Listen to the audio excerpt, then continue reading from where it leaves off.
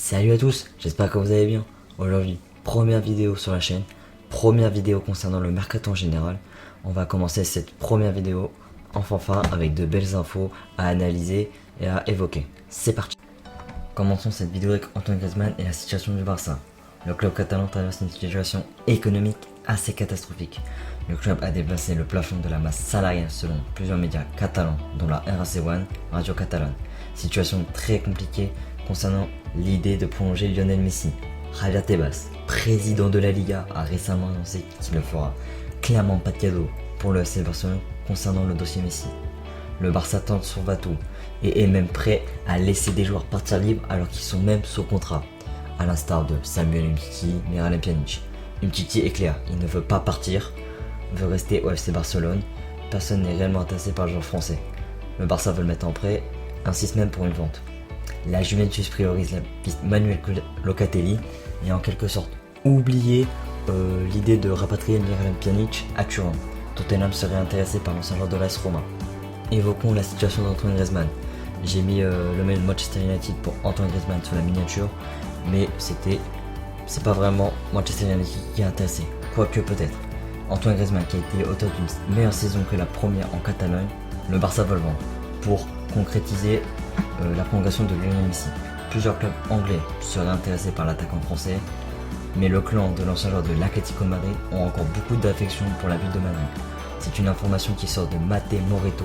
Ces derniers mois, plusieurs médias catalans et anglais ont annoncé que Manchester United était intéressé par Antoine Griezmann. Ça pourrait être une bonne piste pour lui. Varane qui pourrait très prochainement arriver à Manchester United selon plusieurs médias anglais. Le dossier a l'air d'avancer autour d'un deal de 60 millions d'euros. Pogba est à Manchester United. Martial pourrait quitter le club. Voilà, une bonne solution pour les Red Devils pour remplacer Anthony Martial. Passons à notre cher Ligue 1, plus précisément dans le dossier Eduardo Camavinga. Le contrat de Camavinga avec Rennes termine dans un an. Rennes souhaite le prolonger et lui attend que des clubs européens s'intéressent à lui. D'ailleurs, Manchester United est très intéressé et devrait formuler une offre dans les prochains jours au Stade Rennais d'environ 30 millions d'euros selon le Parisien. Mais le club de Breton devrait refuser rapidement cette offre. D'après ce que j'ai pu entendre de Mohamed Bouafsi sur Twitter ces derniers jours, le PSG patiente, temporise dans le dossier afin que la situation se décante et que le Paris Saint-Germain soit en ballottage favorable lors des négociations. Âgé à la fin du mercato, Leonardo sait très bien le faire. Au sujet de l'idée de voir Camavinga au PSG, je l'évoquerai dans les prochains jours en même temps que le dossier Paul Pogba.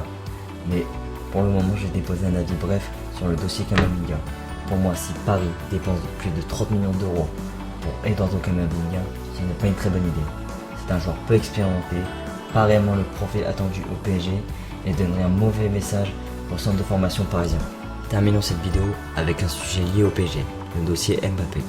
D'après les récentes informations de Marca ces dernières heures, relayées via RMC Sport, Carlo Ancelotti, fraîchement de retour au Real de Madrid, après avoir remporté une LDC en 2014, va observer son groupe pendant les prochaines sessions d'entraînement, ces prochains jours, afin de révéler ses besoins et ses ventes pour cet été.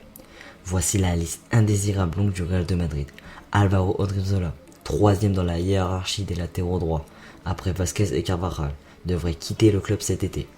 Après une demande d'augmentation de salaire, Ferland Mendy pourrait lui aussi quitter le club madrilène, contrairement au latéral gauche brésilien Marcelo. Isco cherche une porte de sortie pour se relancer.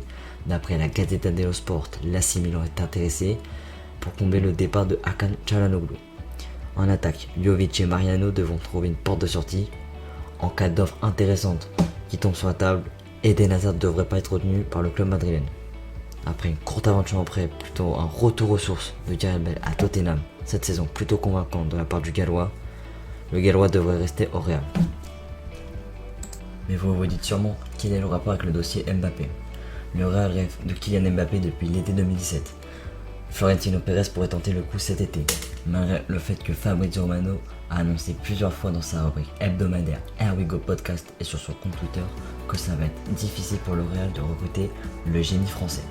J'avais posté récemment sur ma page Instagram Breaking Mercato une info du média Sky Sports que plusieurs joueurs devraient être vendus cet été par le club espagnol afin d'être aptes financièrement pour réaliser l'opération Mbappé. Marca, média madrilène, confirme que plusieurs joueurs vont être vendus cet été sans tout de même indiquer que c'est pour réussir l'opération Mbappé. Je pense que le Real est assez compétent pour pas seulement acheter Kylian Mbappé cet été, le club va réaliser une opération de dégraissage.